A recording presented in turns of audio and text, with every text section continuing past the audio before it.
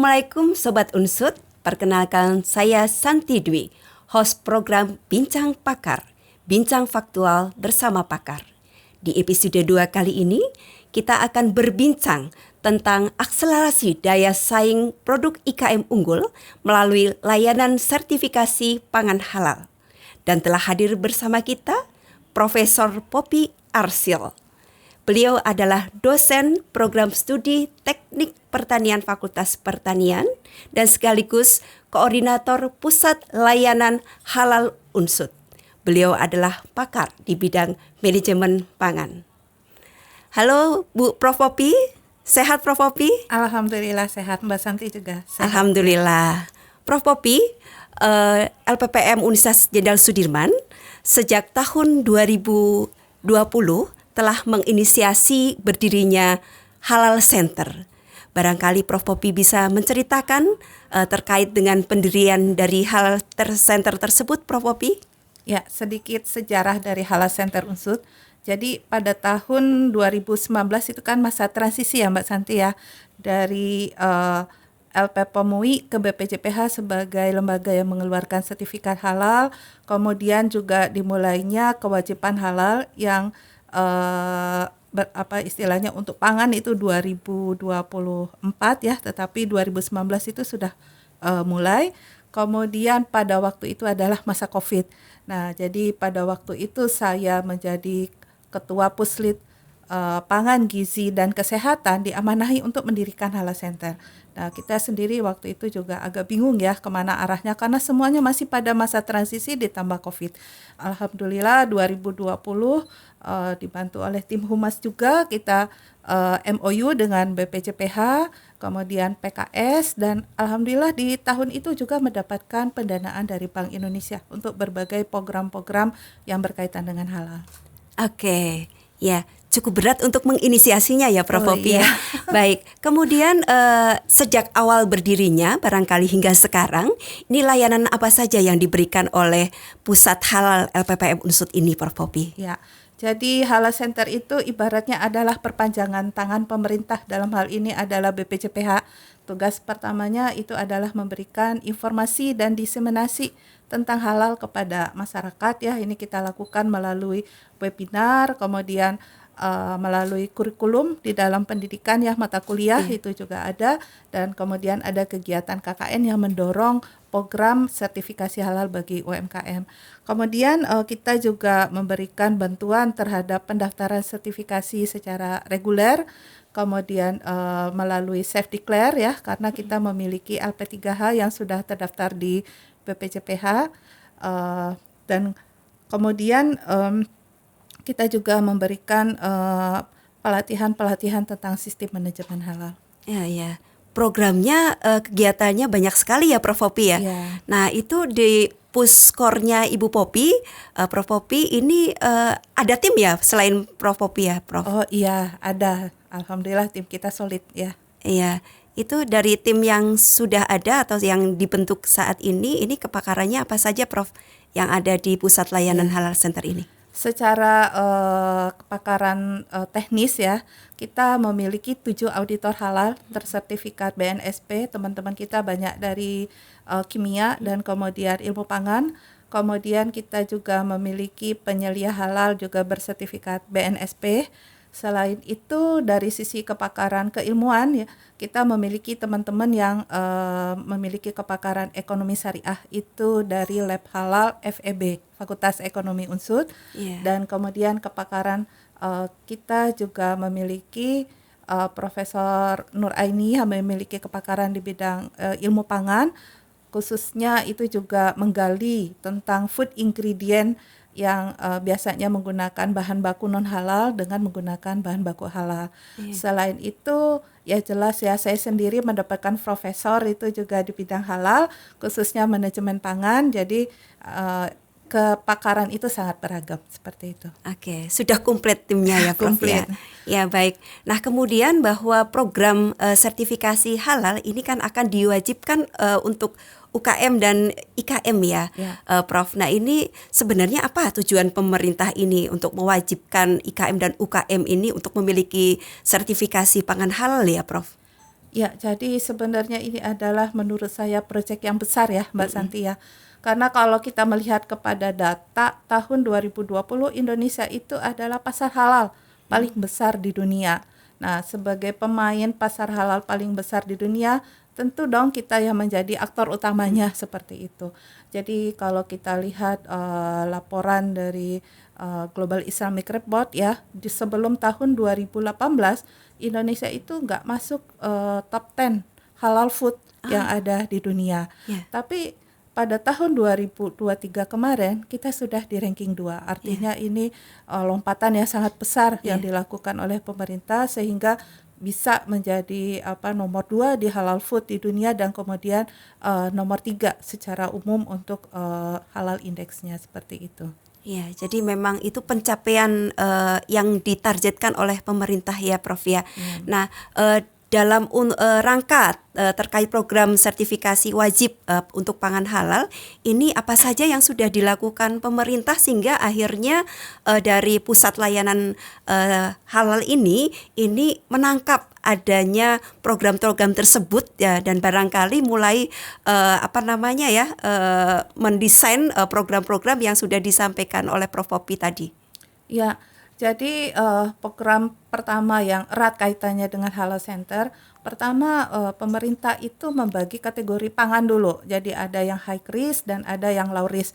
Sehingga di dalam proses untuk mendapatkan sertifikasi halal itu jalurnya juga berbeda. Oke. Yang high risk yang kita kenal dengan jalur reguler yang mungkin lebih complicated, tapi yang low risk itu bisa melalui jalur self declare. Dan di sini pemerintah juga istilahnya ya, menjaring kerjasama ya, karena namanya halal, kalau kita ingin mencapai sukses di bidang halal tentu ini harus melibatkan seluruh aspek masyarakat, tidak bisa hanya kepada BPJPH.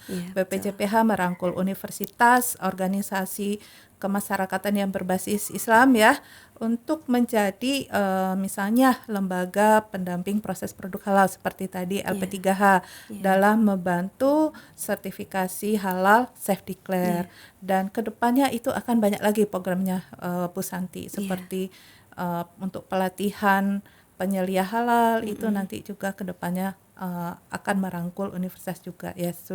Kita sedang mempersiapkan dokumen-dokumen, istilahnya menggodok persiapannya untuk bisa terdaftar di BPJPH sebagai lembaga pelatihan penyelia halal yang terdaftar di BPJPH. Salah satu program kita ke depannya. Ya, baik Prof Hopi. Nah, kemudian terkait dengan program ini selama ini bagaimana respon dari IKM dan UKM untuk menangkap program wajib sertifikasi halal ini, Prof? Ya, namanya program digaungkan tahun 2019 ya, tentu pada saat pertama masyarakat itu harus diberikan informasi dan diseminasi ya, dan itu kita lakukan pada saat mendapatkan dana Bank Indonesia. Kita sering melakukan webinar, melakukan pendampingan kepada pelaku usaha yang ada di daerah Berlingmas Cakep seperti itu ya.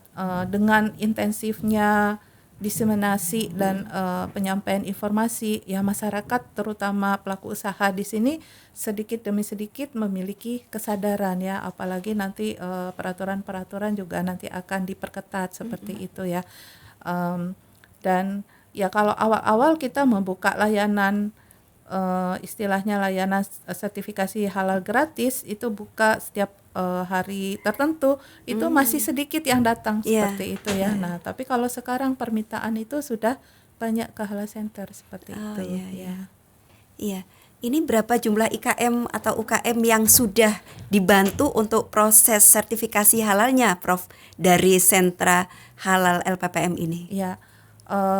Kalau dari LP3H sendiri karena memiliki sekitar 400 pendamping proses produk halal yang tersebar di seluruh Indonesia, kita sudah membantu mendapatkan lebih dari 10.000 ya sertifikasi halal self declare seperti itu, dan angkanya itu setiap bulan bergerak terus seperti itu. Penambahannya cepat.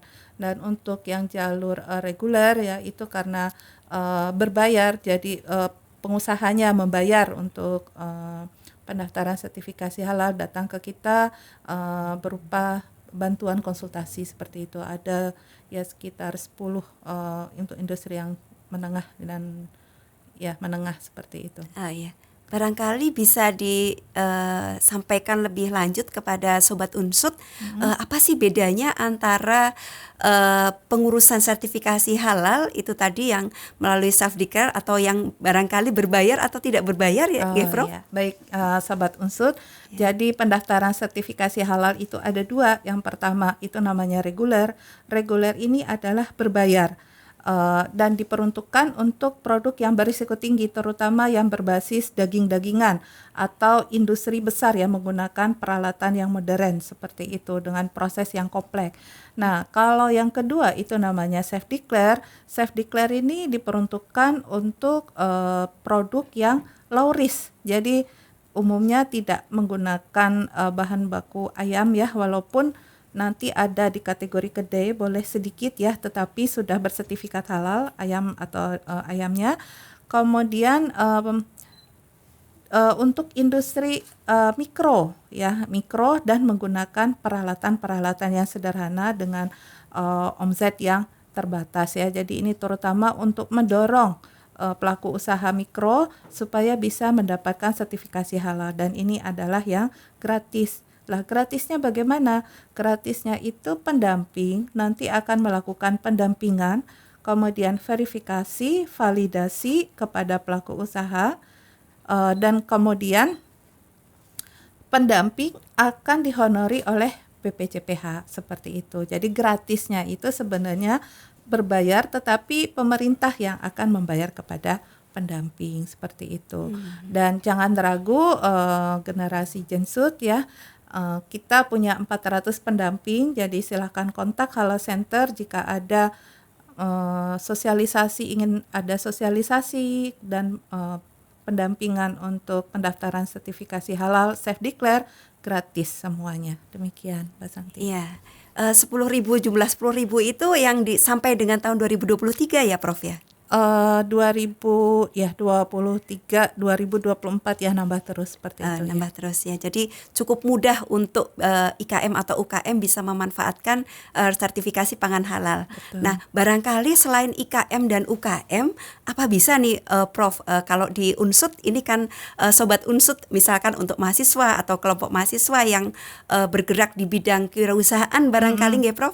Khususnya yang di bidang pangan, itu apakah juga bisa memanfaatkan sentra halal ini untuk pengurusan sertifikasi pangan halal, Prof? Oh, bisa sekali. Siapa aja bisa memanfaatkan. Dan untuk mahasiswa ya dan masyarakat umum, saya malah mendorong langsung menjadi pendamping proses produk halal seperti itu. Karena kita mengadakan pelatihan secara rutin 2 kali setahun, dan pelatihannya juga gratis, Bu Santi. Jadi pelatihannya gratis, kemudian mendapatkan nomor registrasi dari BPJPH, jadi resmi dari BPJPH, dan kemudian bisa melakukan pendampingan terhadap masyarakat sekitarnya seperti itu. Jadi bisa mendapatkan sertifikasi pangan halal sekaligus menjadi pendamping juga bisa. Betul, ya, Prof. Ya, jadi peluang untuk kerjasamanya banyak sekali ya, Prof. Banyak. Nah, baik Prof. Nah, selain dengan BPJPH, kemudian tadi disampaikan bersama Bank Indonesia, kira-kira adakah program-program kolaborasi dan sinergi yang memang sudah didesain oleh Prof. Poppy dan tim di Pusat Pangan Halal ini untuk lebih mengembangkan, mengkuatkan dari program pangan halal atau layanannya ini di LPPM ini, Prof? Ya, kita pada prinsipnya terbuka dengan semua kerjasama dengan berbagai organisasi dan instansi ya. Misalnya waktu itu juga dari BRI untuk nasabah-nasabah mikronya untuk produk olahan pangan, kita memberikan bantuan untuk pendaftaran, istilahnya membantu untuk pendaftaran sertifikat halal, itu juga pernah kerjasama dengan BRI, dan kemudian dengan pemerintah setempat, misalnya kecamatan ya, misalnya dengan Sumpiu, atau besok tanggal 26 dengan Purwokerto Utara yang diinisiasi oleh tim penggerak PKK seperti itu. Kita sangat welcome sekali dan tidak ada biaya seperti itu. Nah, termasuk di sini juga kerjasama itu bahkan sampai ke tingkat mahasiswa. Misalnya mahasiswa KKN. Nah, kita dorong mereka membuat program untuk mendaftarkan sertifikasi halal yang ada di UMKM sekitarnya. Iya. Jadi kita support selalu seperti itu. Iya. Nah, kemudian itu yang terkait dengan kolaborasi dengan barangkali pengguna ya, atau yang Ya. membutuhkan. Kalau dari pusat layanan halal sendiri yang terkait dengan untuk pengembangan dari pusat layanan halal itu, Prof, kalau kerjasamanya bagaimana, Prof, kolaborasinya? Maksudnya dengan instansi atau bagaimana? Misalkan kerjasama Prof Popi dengan luar negeri, misalkan seperti itu dalam pengembangan pangan halal gitu, Prof? Kalau dalam luar negeri itu kita sifatnya lebih ke arah kolaborasi penelitian seperti Kolaborasi itu. penelitian, Iya, karena sebagai dosen ya kita kembali kepada Tridharma ya, pendidikan, penelitian dan pengabdian seperti itu. Baik, Prof, terkait dengan kepakaran Prof Popi di bidang pangan halal. Nah, ini informasinya kemarin Prof Popi baru pulang ini dari Australia terkait dengan pangan halal juga. Ini barangkali bisa diceritakan, Prof, apa yang dilakukan di sana oleh Puskor Halal Center LPPM ini. Ya, baik Bu Santi. Jadi pemerintah Australia melalui Australia Award in Indonesia itu membuka short course atau kursus singkat mengenai halal standar sertifikasi ya. Jadi pendaftarannya diseleksi ketat, yang terseleksi itu ada 25 peserta dari badan-badan yang memang berhubungan dengan halal ya, terutama pemerintah seperti itu, seperti BPJPH, Kenex, kemudian BSN, BPOM dan industri dan pakar-pakar halal untuk mengikuti pelatihan mengenai bagaimana Australia itu mengembangkan standar halal khusus untuk sertifikasi halal, standar dan sertifikasi halal. Nah, di sini kita juga mempunyai kesempatan untuk mengembangkan kerjasama, terutama dengan university yang menjadi hostnya. Di sini adalah University of Queensland. Nah, salah satu penugasannya kita membuat riset project ya, yang ini yang saya kerjasamakan dengan University of Queensland seperti itu. Oke. Yang akan nanti dilaporkan dalam bentuk jurnal ilmiah. Oke. Nah, karena Prof Popi ini adalah kepakarannya di bidang manajemen pangan halal. Nah, ini barangkali bisa diceritakan kepada Sobat Unsut semuanya. Ini penelitian-penelitian Prof Popi ini sudah apa saja yang dilakukan, Prof Popi? Ya, karena saya itu menjadi Ketua Halal Center ya, penelitian lebih banyak saya fokuskan bagaimana mengembangkan Halal Center, strategi-strategi untuk pengembangan Halal Center. Karena kalau kita tidak melakukan riset, kita kadang suka bingung mau dibawa arah kemana dan bagaimana caranya. Nah, ini salah satu yang sudah terbit juga di Jurnal Nasional Indonesia ya, untuk strategi pengembangan Halal Center. Kemudian saya fokus juga kepada pengembangan untuk implementasi sertifikasi halal ya. Ini kita beranjak dari restoran, karena restoran ini paling sedikit ya istilahnya, walaupun sertifikasi halal sudah masif, restoran tuh pendaftaran halal masih sedikit yang mendapatkan sertifikat halal. Pertama karena dia harus melalui jalur reguler, yang kedua tuh menunya sangat kompleks dan menggunakan bahan berbasis daging ya kebanyakan ya.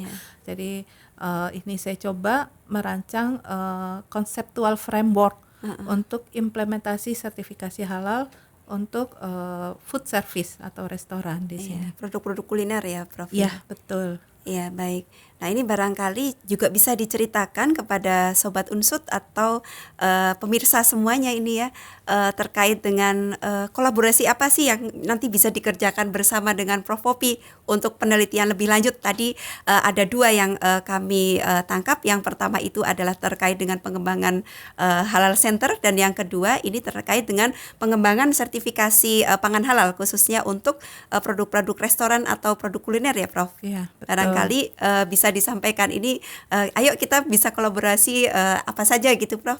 Iya, kalau di bidang riset karena saya berbasiskan manajemen pangan, penelitian itu sebenarnya sangat terbuka di aspek manapun, termasuk dari aspek konsumernya, supply chain ya, kemudian aspek bagaimana mengkomunikasikan atau menyampaikan strategi untuk diseminasi dan segala macamnya, itu banyak sekali yang bisa dilakukan, Bu Santi. Nah, dalam hal ini memang mahasiswa-mahasiswa yang penelitian dengan saya banyak berkutat di dalam topik-topik yang seperti itu, itu. Nah, ini kalau yang terkait dengan penelitian, menarik ini untuk Sobat Unsut khususnya yang mahasiswa. Ya. Barangkali kalau mau melamar ikut gabung di risetnya Prof. Poppy, ini bisa dari program studi apa saja ini, Prof? Bisa. Dari yang program studi apa saja, Prof, biasanya yang dibutuhkan? Biasanya dari ilmu yang berbasis pangan ya, seperti di tempat kita teknologi pertanian, kemudian dari agribisnis juga bisa, dari FEB juga bisa ya, yang terutama penelitiannya berbasis manajemen pangan. Iya. Kalau dari Fikes bisa, Prof? Kalau dari Fikes nanti tim dari Hala Center itu banyak, Mbak Santi. Nanti bisa disalurkan ya, karena dari Fikes kita juga ada timnya, kemudian dari kimia juga ada, dari ilmu pangan juga ada, jadi semua ada. Jadi nanti tinggal disalurkan pada masing-masing. Jadi bisa dari kimia, dari teknologi pangan, agribisnis, dari ekonomi ya, Prof? Ya. Kedokteran bisa, Prof? Kedokteran ada juga yang meneliti misalnya karena nanti untuk produk-produk dan kosmetik itu juga wajib halal, cuma kan bertahap. Nah, itu juga bisa dikembangkan bahan-bahan yang memenuhi kriteria halal seperti itu. Ya, nanti bisa ke tim dari Hala Center yang memang menguasai hal tersebut begitu. Iya, berarti Sobat Unsut, ini menarik sekali apa yang sudah disampaikan oleh Prof. Poppy terkait dengan layanan pusat halal. Ya, ternyata tidak hanya layanan untuk masyarakat IKM, tetapi juga bisa untuk dosen, bisa untuk mahasiswa ya, Prof ya. Ya, betul. Ya, basisnya 3 tadi, pendidikan, kemudian penelitian, dan kemudian pengabdian. Kepada masyarakat terkait dengan pangan halal ya, Prof. Betul. Ya, baik. Nah, barangkali ini terakhir, Prof, untuk yang ke depan, ini apa yang ingin diwujudkan oleh pusat halal LPPM Universitas Jenderal Sudirman, Prof?